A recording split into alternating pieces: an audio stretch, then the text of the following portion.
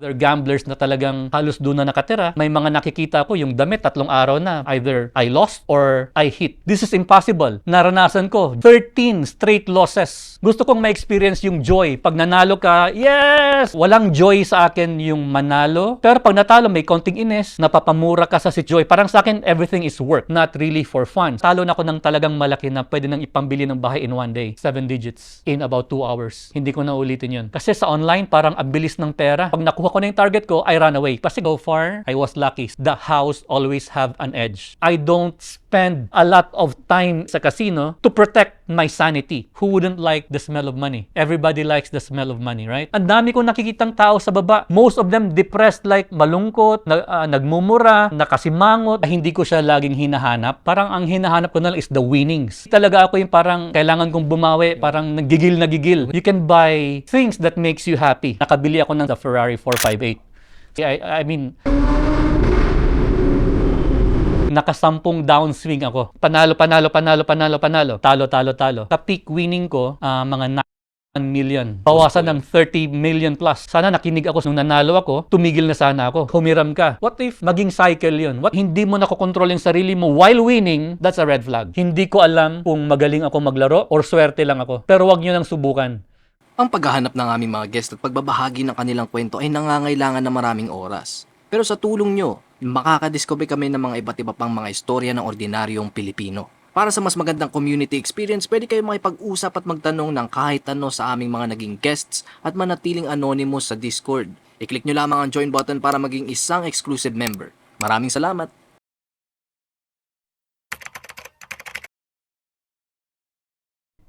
Good afternoon. Ako nga pala si Ferrari 458, isang professional gambler. Saan po nanggaling yung moniker po ninyo na Ferrari 458? Yung Ferrari 458 kasi, yan yung nickname na ginamit ko since late last year. Kasi last year, I wasn't playing online yet. So naglalaro ako live games lang sa casino. Kasi parang ayoko ng online kasi nga parang hindi ako comfortable sa online. So marami ako nababalitaan na scatter, blah blah blah. And then wala pa akong natatry na online na platform kasi iba kasi pag naglalaro yung mga players like me sa game na Baccarat. Sometimes they want to fill the cards, they want to check kung walang cheating. Parang nakikita mo yung mga baraha, nakikita mo lahat ng palibot mo, alam mo or nakita mo yung baraha na nakaselyado pa. So, nung naglaro ako online, first time ko nagtry, konti lang, nag-isip ako ng pangalan, ano kung pwede kong gamitin. Since nag-start ako ng online is about July 2025 maglaro. No? By that time, meron akong enough winnings na nakabili ako ng sasakyan dito sa Manila, which is the Ferrari 458. So yun yung ginamit kong nickname ever since doon sa online platform na moniker. Sige po, mapupuntahan po natin mamaya po yan, no, kung paano po kayo nakabili ng ganyan po. No? Sa ngayon po, pag-usapan po natin, ano po ba yung naging buhay nyo bago po lahat po ng to, yung pagiging professional gambler po? Ano po ba yung ginagawa nyo dati? Ano po yung trabaho? Ganun. Okay. So ako talaga is an IT professional, no? Since I was 18 years old. So I developed softwares. I even developed softwares for gambling. Like meron akong ginawang software dati for poker membership at saka poker rewards. So pag naglalaro ka, nag-accumulate ng points, tapos pwede sila mag-purchase. So binili ito ng mga maraming poker room. So isa dyan is binili ito ng parang operator sa Soler, operator ng APT, GG Poker Club. Maraming poker, especially sa Cebu, lahat ng poker sa Cebu, binili yung software ko na ginawa. So, IT professional talaga ako until November 2025, hindi na ako nag-work. So, parang merong crisis ng konti sa work and then it's time for me to move away from work kasi para maging full-time na rin ako sa playing. Parang ganun. Pero bago po kayo tumigil sa pagtatrabaho, naglalaro-laro na po kayo neto. No? Nag-umpisa talaga akong maglaro sabihin na lang natin ng medyo seryoso, 2022 of December. Pero before that, occasionally naglalaro na ako ng poker. I don't play baccarat that much. Although nakapag-baccarat na rin ako dati, puntun. So isa sa nakapag-inspire sa akin yung movie na 21, yung Blackjack. So doon ako parang unang nag-step sa casino. And then naglaro ng poker. And then yung baccarat parang inaayawan ng mga tao dati kasi marami daw nasusunog dyan. So poker ako kasi nga, it's people-to-people game. So mathematics, psychology, and a little bit of luck. Yun yung poker.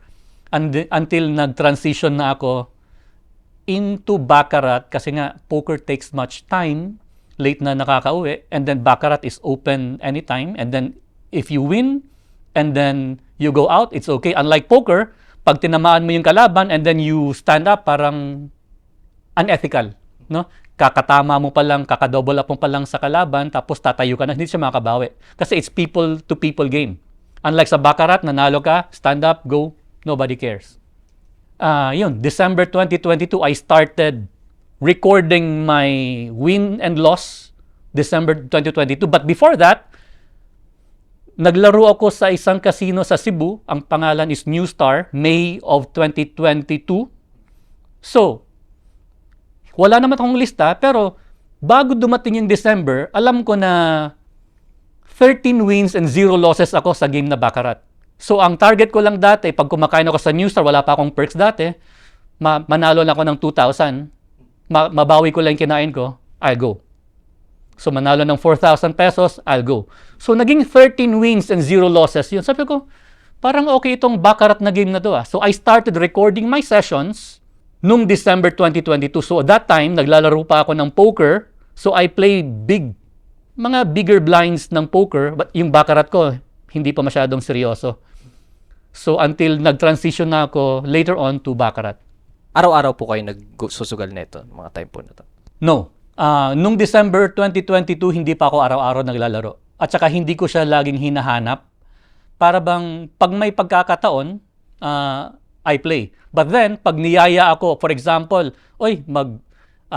lumabas tayo, o inom tayo, o mag-videoke tayo, or whatever, mas priority ko yun, or activities. Mas priority ko yung activities dati than gambling. So, may date kami ng misis ko, parang ganun. No problem. Parang hindi talaga ako naghahanap ng game. Kasi even until now, parang hindi ako naghahanap ng game until parang ang hinahanap ko na lang is the winnings. Pero dati, even now, no? May casino sa baba, pero pag may nagyaya sa akin dito, labas tayo. Yun ang first choice ko. Yung gaming is just second choice. Pag wala na lang.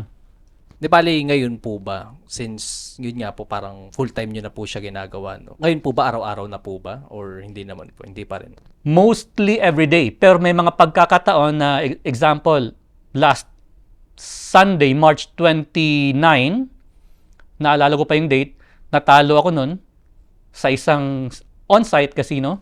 Hindi ako nagpakita doon for 6 days. So, hindi ko siya hinahanap. Para bang wala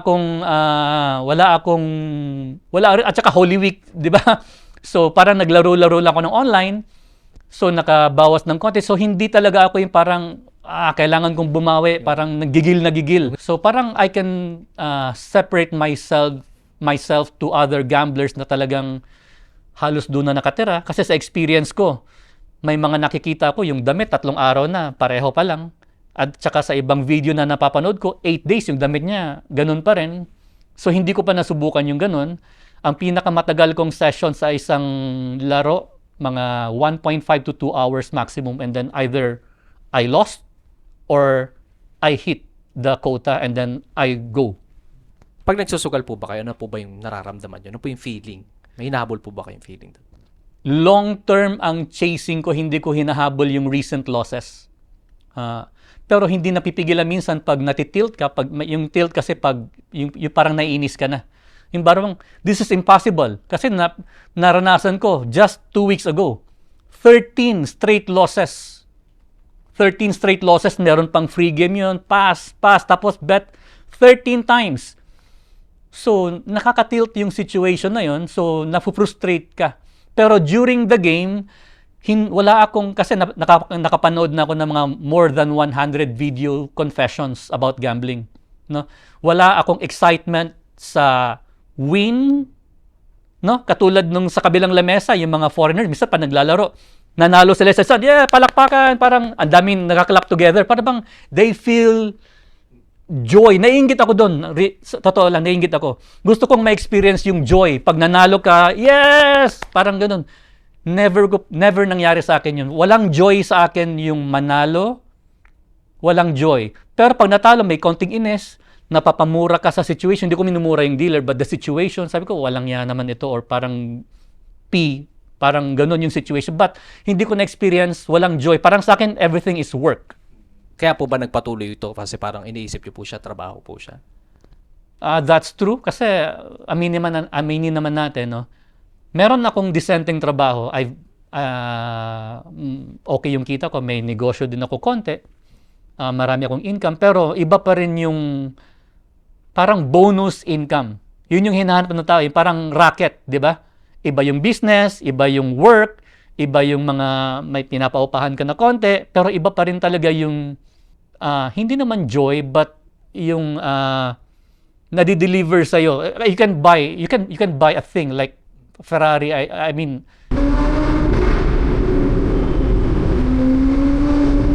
di ba?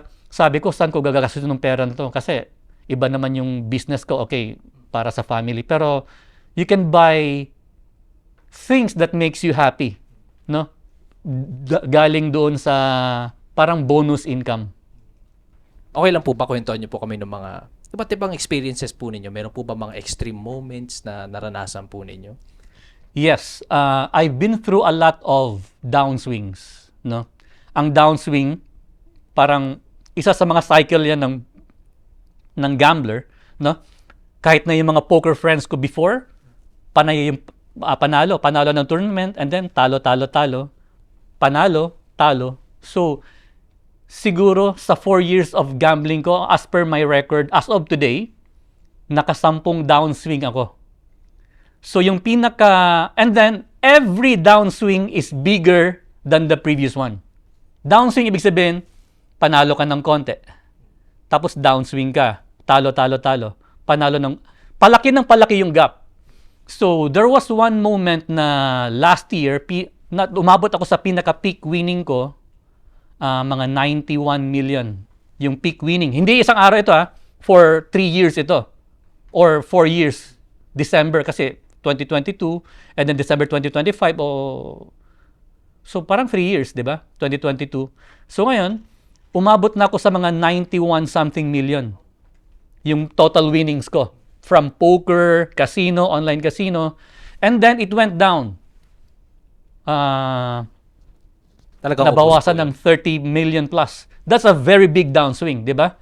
1/3 ng winnings mo, more than 1/3 ng winnings mo nawala. Naglaho na parang bula in the first 45 days of the year bago mag-Chinese New Year. So ngayon, as of today, bumalik na ako, nasa 93 na ako. So I'm very happy kasi yung 91 ko na winning down to 56 or something. So naisip ko dati, parang titigil na ba ako sa paglalaro? Tapos para bang ito na ba yung sign na titigil na ako? Sana nakinig ako sa mga advices dati na nung nanalo ako, tumigil na sana ako. Sana nakinig ako doon. Pero iniisip ko rin, kung titigil ako ngayon, maabot ko kaya yung 100 million. So, parang hindi ako tumigil. Ngayon, nasa 93 something na ako. As of today, kanina naglaro ako. Today is the day, kaya nag-post ako sa social media ko, today is the day na ang pinakamataas kong peak is mga 92 point something last March 27. So, February 25, nasa 91 point something. And then March 27, 92 point something. And natalo ako March 29. Kaya nga, hindi ako napakita ng Holy Week. So, I was down big. And then, ngayon, from March 29 up to April 8, na-recover ko na yung natalo ko nung March 29. Nasa new peak na naman ako yung 93.5, parang radio station. 93.5 total wins. Noong mga time po na yan, yung downswing po, nakakatulog pa naman po kayo? Kasi yung iba po na interview ko pagka sunod-sunod yung talo, talagang hindi daw po talaga sila makatulog eh. Hindi ko pa na-experience na hindi makatulog. Kasi nga, isa sa mga technique ko, no, wala namang technique actually, basically, kasi hindi naman talaga compulsive gambler. Kagaya nga ng mention ko, hindi ako tinanggap sa Gambling Anonymous kasi hindi ako compulsive gambler based on their assessment. So pag natalo ako, wala akong dalang kapital, hindi ako umuutang sa financiers unlike sa mga casinos, sa mga players here. Pag natalo sila, may kaibigan silang financier, tutubuan sila ng 1%, 2% a day. I never did that.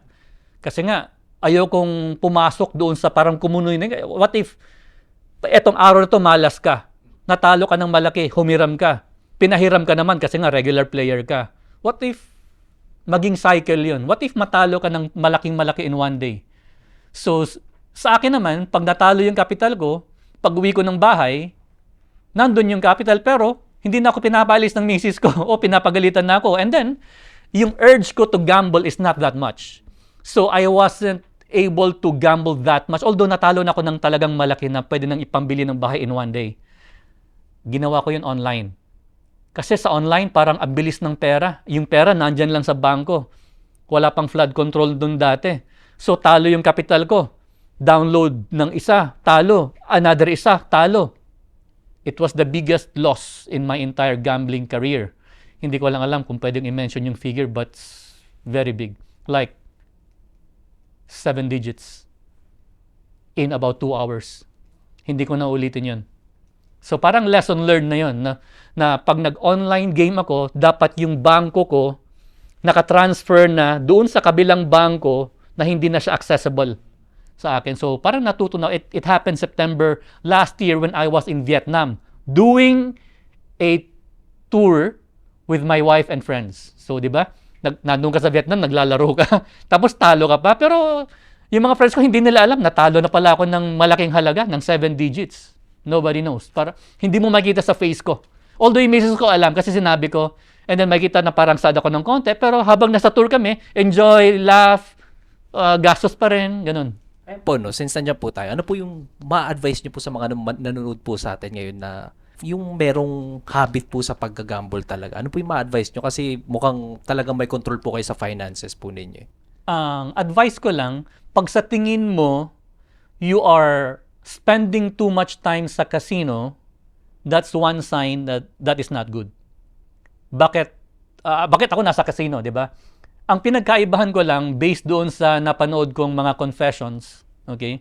Because I do self-checks. Again, without exaggeration, more than 100 videos, mostly foreign, yung si ODAT, O-D-A-A-T. Ang dami kong videos na panood sa mga interviews niya.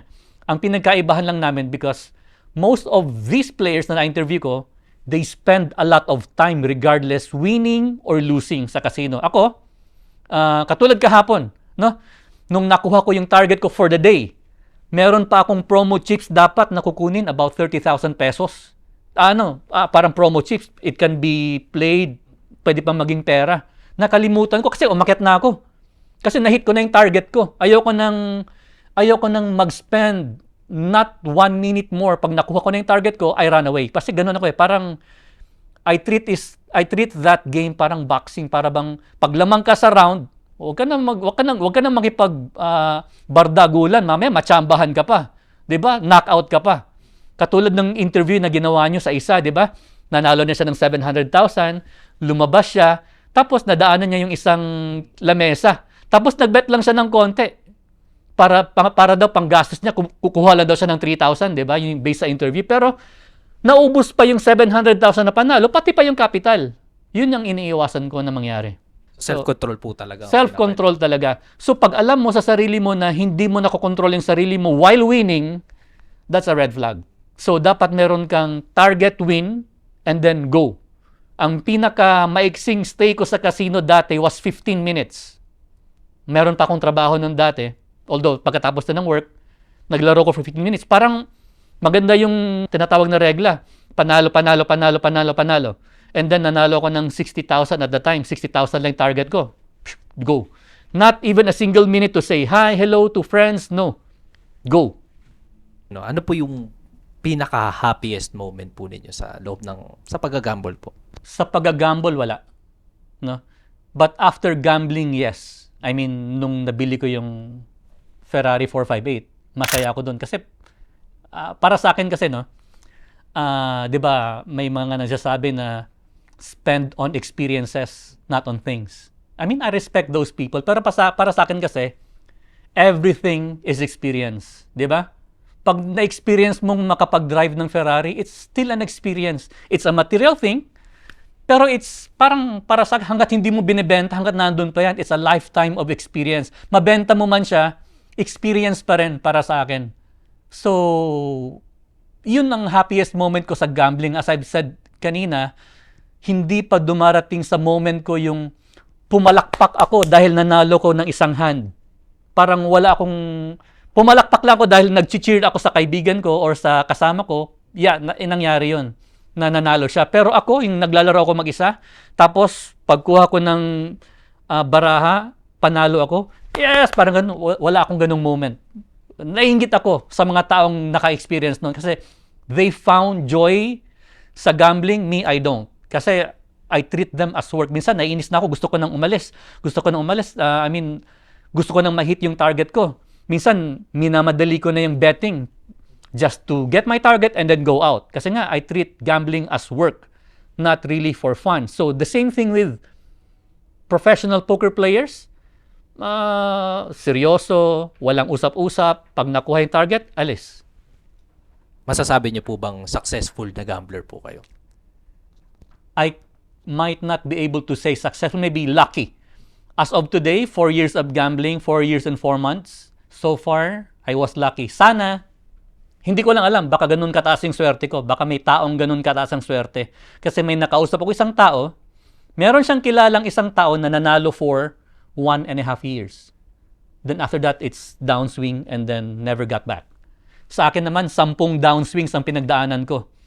So, yung pinaka-recent downswing ko, December to January, itong 2026, January 2 hanggang mid-February, nasabi ko sa sarili ko, pag etong downswing na to, na turn around ko ito, bumalik ako sa peak, masasabi ko na magaling ako maglaro. I was able to turn it around. Pero, as of today, parang masabi ko, magaling pa talaga. Questionable pa rin sa akin na magaling ako maglaro.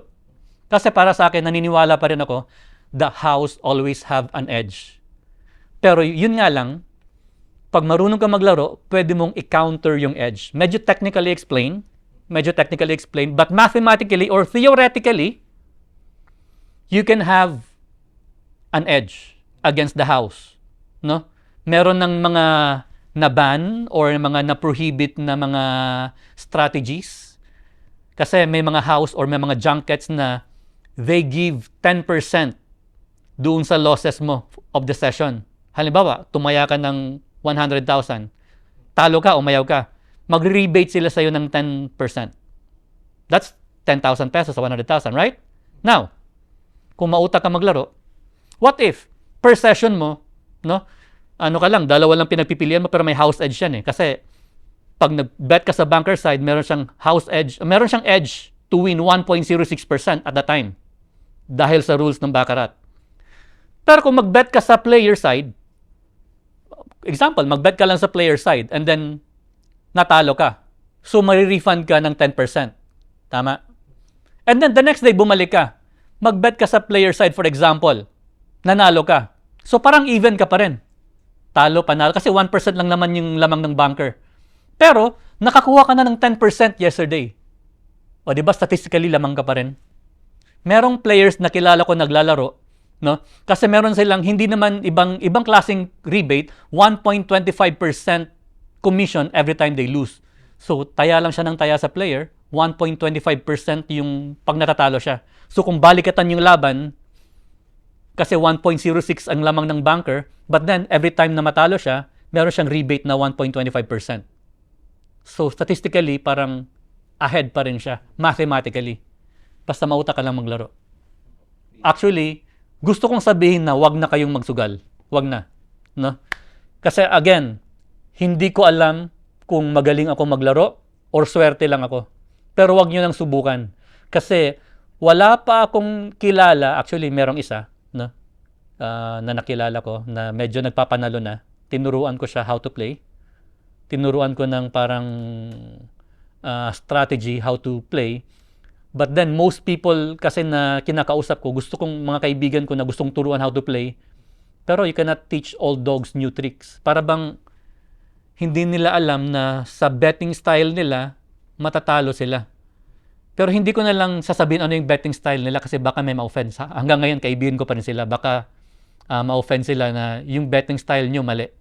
Okay, so gusto ko lang sabihin na ang pagsusugal is hindi maganda. Talaga. No? Kung meron lang akong parang ano yung ni Thanos, ano yung tawag doon, yung gloves ni Thanos, gauntlet, no, 'di ba maraming stones. Na isang snap ko, matitigil ang lahat ng sugal, matitigil ang livelihood na pinili ko, I would choose that. No? Kasi aside sa drugs, parang isa itong problem, itong gambling. Ang dami ko nang napanood na video confession, 'di ba? Umabot na ba sa Senado? Hindi ko pa alam, 'di ba? Yung naging topic na yung online gaming doon, mga illegal, mga legal. Pero kasi iba yung effect nito, especially yung online. Although naglalaro ako ng online, yung online, yung mga 50 pesos na nga lang, 'di ba? Pangkain mo na lang. Okay lang siguro yung mga on-site casino kasi yung pumupunta dito, yung mga may kaya, pwede pa, magbibihis pa sila, 'di ba? Yun, dito nila gastusin yung mga extra money nila, yung mga mayayaman, dito na lang. Pero yung mga online kasi, parang, yung mga maliliit, iba yung market nun, mga class, lower class. So, sana, kung ako lang, wag na kayong magsugal, kung tama lang yung, wag nyo na ipagsapalaran, yung nyo, especially kung hindi kayo marunong maglaro. So, kung pangkain, pangpamilya, doon na lang yung budget na yun. Kasi ako, ganun ginawa ko. Yung funds ko for gambling is for gambling. Yung personal, separate. Minsan, humahalo lang yung gambling doon sa personal. Example, may gagastusin akong repair for this car. Mina-minus ko yun sa winnings ko. Kaya yung 93.5 na winnings ko could be more. Kasi may binawas na ako doon na ginastos ko for personal. Yung mga may binili akong hydrofoil, 600,000, binawas ko doon. Yung pina-repair ko sa cars, binawas ko rin doon. So, technically, I have won more than 93.5. Pwede niyo po ba sabihin kung magkano po yung overall na napanalunan po? Shall we say, mga 95, 96? Kasi nga, konti lang may binawas ko doon. Masasabi niyo po ba na yung mga, kasi di ba ngayon po marami pong gambling ads po, di ba? Sa Correct. online, tsaka yung sa mga billboards po sa labas. Yes. Tingin niyo po ba malakas yung hatak nun sa nagiging gambling problem po ng Malakas. Pilipinas? Kasi doon ko rin nakita nung mga mid last year, nakita ko sa EDSA. Pwede ba sabihin? King.ph. Di ginugol ko agad. Tapos sa pag-google ko, ang number 1 is Casino Plus. So doon ako naglaro sa kanila. At saka mas maganda experience. And then ngayon, si Casino Plus, parang meron akong collaborative effort sa BD or Business Development. Parang may host ako doon. No? So, merong private game sa Casino Plus wherein pwede mong pintahan yung baraha sa screen using the mouse or sa mobile phone. Pwede mong ipil yung baraha, parang pinipintahan mo. So, it's kinda nice experience. At saka yung Casino Plus, parang generous sila sa akin. No? In-invite nila ako sa tournament dati. Hindi lang ako sinuwerte. 100 million tournament. Ang first place is 30 million. For free. Tapos binigay nila sa akin to. This is worth 272,000. Parang gift nila sa akin as VVIP. So, ayun, niliparan ko dito. So, to get this item, and then naglaro ng konti sa Newport. So far, positive naman yung trip ko dito sa Newport. Parang masasabi ko na swerte ako dito. Parang I haven't lost every time I was here the past 2 years. So parang may natatalo. Example, first day talo ako, and then second day, third day, fourth day, fifth days, nababawi ko lahat, panalo ng konti. So every trip here, meron akong nauwi. So kaya isa yun sa, I'm not sure, nakaka-addict, di ba? Yung winning. So that's why I don't spend a lot of time in a day sa casino to protect my sanity. Kasi nga parang addict ako sa winning. Gusto ko panalo lagi, no matter how small. Makabawi lang ako ng konti, eskerda, para ma-protect mo yung sanity mo na lagi kang panalo. Pero yung mga ads po ba ng gambling, tingin niyo po ba dapat itigil na? It's not for me to say, pero opinion ko lang naman, baka, di ba, syempre kakalabanin ako nung, kasi nga naglalaro pa ako. Pero nga concern ako, as I've mentioned kanina, ayokong kontrahin yung sarili ko. Kung meron akong gauntlet na isnap ko yung finger ko, tigil ng lahat ng gaming, including on-site casino, I would. Kahit na mababawasan yung pinagkakitaan ko, I would. Kasi mas concerned din ako sa, gusto ko na rin tumigil di ba? Kasi I'm happy for what I have already. So kung matitigil lahat ng form of gambling na para sa akin is next dangerous thing aside from drugs. Kasi nga, ang dami ng nasirang buhay talaga sa gambling. Moving on po, no? Bukod po dun sa Ferrari 458 na nabili po ninyo, meron pa po ba kayong ibang pinagpilan ng Yeah. winnings? Kasi nga, stupid ako. So, nakabili ako ng Ferrari 458 mga June of 2025. The next 2 weeks, I think, nakita ko lang yung kaibigan ko sa parang isang bar. Meron siyang binibentang Evo 4 RS. Binili ko right away. He was about to ship it sa Manila na sana. Kinuha namin sa pier sa container just to get the car. Imagine yung pinagdaanan naming hirap, tumawag kami, "Oy, wag mo munang i-ship yung car kasi bibilin ko." Pinuntahan namin sa pier the next day. Kinuha namin yung car. Ngayon, hindi ko nagamit not once. Meron, ang masakit pa nun, meron akong Evo 10. Existing na Evo 10 na hindi ko na nga nagagamit. Bumili pa ako ng Evo 4 RS. So, dalawa yung Mitsubishi Lancer Evolution ko. So, both are original left-hand drive. Evo 10, tapos Evo 4 RS. In fact, mas mahal pa yung bili ko ng Evo 4 RS than may Evo 10. Parang, na-realize ko ngayon, parang sayang yung binili kong Evo 4. Kasi mahal din, mga nasa 2.85 yung bili ko. Sayang na sayang, di ba? So, isa yun sa mga regrets na parang doon ako compulsive. Yan, bumili ako ng e-foil, yung parang hydrofoil na board.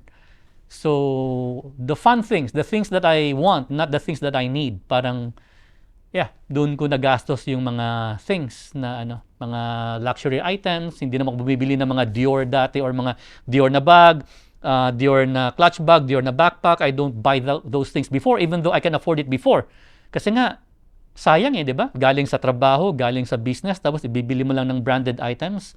So might as well use this mga perks here, na mga points or something, ibang winnings, to buy luxury items. So, nakabili naman ng konti. Yeah, doon lang ako na happy, but not in gambling. Sa sarili po ninyo, may napansin po ba kayong pagbabago, ganun, yung parang habits ninyo? May mga times po ba na parang irritable na po kayo? O wala naman po yung mga ganun? No. Because, siguro na dahil na rin sa outcome ng nangyari sa akin. Maybe, if I have been losing continuously or negative ako, I could have done those things na yung nakalista sa Gambling Anonymous na set of 20 questions, no? I could have done those things. Baka irritable ako. I could have done illegal things to finance my, maybe magnakaw, magbenta ng gamit, kasali yun sa set of 20 questions na pinapasagot sa Gambling Anonymous or committed. Pero yeah, hindi ako umabot doon. Luckily. I can say luckily. No? Yung sa medyo personal po, yung family po ninyo, alam naman po na nagsusugal po kayo. Yes, even my son na nagsusugal yung daddy niya. Kasi minsan hindi maiwasan, nakapagdala ako ng money. Pero in-explain ko naman. At saka alam naman niya ng gambling is bad. Alam niya talaga. Sinasabi sa kanya na gambling is bad. He is 10 years old right now.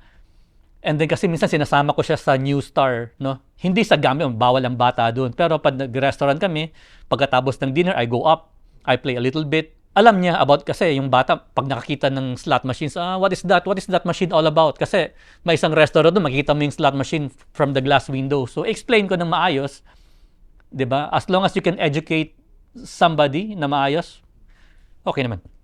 Hindi naman po naapektuhan yung parang relationship nyo sa kanila, wala naman po ganun. Wala naman so far, but it could have been affected if I continuously losing, 'di ba? Ngayon, kasi nagpapanalo tayo, so masaya sila kasi 'di ba? I mean, nakabili kami ng mga things, nakabili ako ng car, yung dream car ko, nabili ko. So masaya sila for me. But yeah, swerte lang talaga ako na nananalo ako. What if talo? Sigurado ako affected 'yun. Pero yung time nyo po together sa kanila, hindi, wala naman pong bawas, ganun. Walang bawas kasi nga hindi ako palagi sa casino at saka minsan kasama ko pa sila, no? Kasi nga pag nasa casino ako, para bang my perks are there. I can have a room there, steak, parang lahat ng perks nandun. So kasama sila sa enjoyment na natatanggap ko from the casino, no? Yung wife ko, normally kasama ko siya sa trip ko dito sa Manila. Ngayon lang hindi. But the next week, babalik kami dito kasi may interview kami sa US Embassy. Kasama ko sila, pati anak ko. So I might play here and then spend some time here. So kasama ko sila palagi. Kayo po ba, naisip nyo po yung parang tumigil na completely sa pagsusugal? Naiisip ko lang. Pero yung addiction on winning or the curiosity ko hanggang saan ba ako aabot, no? Yun ang gusto kong maabot, no? Pero I was able to save most of my winnings doon sa mga assets. May binili naman tayong asset aside sa car, like property, may binili at saka may mga long-term na mga investment sa banks na hindi naman time deposit but kind of similar na medyo mataas ng konti yung interest rate. At least meron tayong pang daily grocery. Worst case na mangyari na matalo yung floating capital na tinatawag ko, yung floating capital.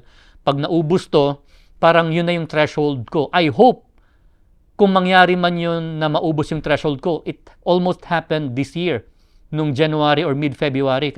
Di ba? Natalo ako ng mga 30 plus. Malapit nang maubos yung floating capital. Parang isang capital na lang tapos na and then what am I going to do? Buti na lang naka-recover. I was able to turn it around and then naka-recover and then bumili ako ng isang property last week. Wala pang, actually, Holy Week ko binili, Thursday. Wala pang Thursday. Today is what? Thursday? Wednesday. Wala pang 1 week. So bumili ako ng property na parang isang maliit na building na 3-story tapos boarding house na maliliit. Mga 18 units. So, okay, naka-safety na 'yon. I mean, 'di ba? Hindi ka dapat umasa sa isang source of income, no? Etong gambling income ko is just one of my income kasi parang ano talaga ako lumaki kasi ako mahirap na tao or na bata. So, ayoko nang bumalik doon, no?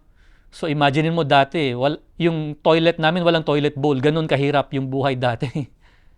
Toilet without a toilet bowl. Parang hukay lang, may butas, that's it. Imagine that kind of life when I was growing up.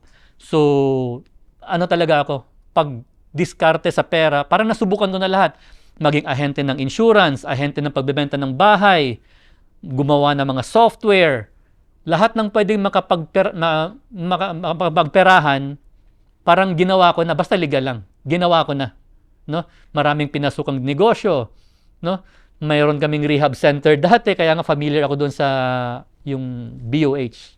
Meron kaming rehab center dati. So lahat ng pwedeng pagkaperahan or negosyo, lahat ng kaibigan ko na pwede kong inegosyo, hindi yung bebentahan ko yung kaibigan ko. No, that's not the thing. Dati may grupo ako ng motorcycle. Yun yung naging kasosyo ko sa distribution business namin. May kagrupo ko sa photography. Yun yung kasosyo ko sa restaurant at saka sa boat business. So lahat ng pwede kong kasosyohin, ginagawa kong kasosyo.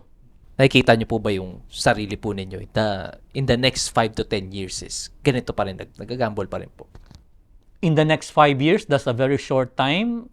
Possible. Parang 90% ako, sana nagagamble pa rin ako. That means to say that I'm still up. Kasi pag tumigil na ako maglaro, ibig sabihin ubos na ako. Or wala na akong resources to gamble. I hope kasi kung magpatuloy lang ito until I get old, I mean, it's very relaxing. I just need to spend 1 hour, 1.5 hours to play and then that's it. And then I have income. Who wouldn't like the smell of money? Everybody likes the smell of money, right? But then, I know there might come a time na baka it could be a bigger downswing than what I had last December. As I've said, yung mga downswing ko dati, mga 15% lang of my peak winning, downswing na sa akin yun. Kasi pag bumaba ng 15% from the peak, para sa akin downswing na. It gets bigger and bigger every time. From the first downswing up to the 10th downswing which I have just experienced last December. Ano po yung final message po ninyo sa mga manonood po natin? Final message ko, especially dalawa, no? Yung sa mga hindi pa nagsusugal, sana kung mapanood nyo itong video na to, huwag nyo nang subukan. Kasi mathematically or statistically, based lang sa mga kilala ko, isa or dalawang tao lang ang kilala ko na hindi ko nasasabihin kung sino na nananalo kagaya ko. Out of over 100. So that's less than 2% statistically. Yung mga kilala ko naman, by the hundreds. No? Yung mga kilala lang, occasional lang na kilala. Sa casino, kilala ko yung ito siya. Dito sa casino, ito siya. Most of them, for me, by looking at them, inaantok na sa casino, wala ng pera, tapos yung dukot ng 1,000, dukot ng dito. Hindi ko na mabilang. Ang dami ng tao. So kung hindi ka pa nagsusugal, wag mo nang pag-aralan paano. Okay? At saka kung nagsusugal ka man, ngayon, kung nagsusugal ka man, sana ma-realize mo, ito sa message ko sa mga taong nagsusugal, sana ma-realize mo yung time hindi pwedeng ibalik. No? Kung nagsusugal ka man, make sure na andun ka sa tier ng mga iba kong kakilala na naglalaro ng spare money nila for fun. Yung iba kasi retired na. No, retired na. It's okay kasi gusto nilang mag-spend. Matanda na sila, 60 plus. And then meron silang retirement fund, hindi nauubos. Diba? Yung iba pa, galing ng States yung funds nila. Mga foreigner kilala ko, in-enjoy nila. Okay sana kung nandun ka na tier or doon ka na category na fall. Diba? Yung spare money mo lang yung sinusugal mo. Pero pag ikaw nagsusugal ka, ang ginagamit mong pera is yung sweldo mo, kasasahod mo lang, ginambol mo, ipang tuition mo sana, igagambol mo. Sana ma-realize mo na sayang yung time na trinabahuan mo, binigay mo lang sa casino. No? So okay lang sana kung at least man lang nag-enjoy ka sa paglalaro mo. 'Di ba most of the time hindi ka nag-enjoy kasi most of the time depressed ka. Ang dami kong nakikitang tao sa baba, most of them depressed, like malungkot, nagmumura, nakasimangot dahil nga sayang hindi muntik na makatabla pero talo pa. Yun yung lagi kong naririnig na overheard sa mga discussion. Sana lang ma-realize nila na maybe it's time to find joy to something else. Sabihin man natin na ipokrito naman tong taong to, baka addict din to sa sugal. Pero I can differentiate myself among other people na nagsusugal. Kasi nga parang hindi ko talaga hinahanap si gambling. Ang hinahanap ko winnings. Okay, so yun lang yung kaibahan. Kasi pag ako nanalo na, I can turn the switch off and then stop. Which is, most gamblers parang nahihirapan sila doon sa when to stop. Ako, I can stop both losing, pag talo yung capital, tigil. Pag na-hit yung target, tigil. Instantly. Kung gusto nyo manood ng mga dokumentaryo galing sa mga interviews namin, huwag nyong kakalimutang i-check ang isa pa naming YouTube channel, Off the Record Beyond Borders. I-click nyo lang ang link sa description. Maraming salamat!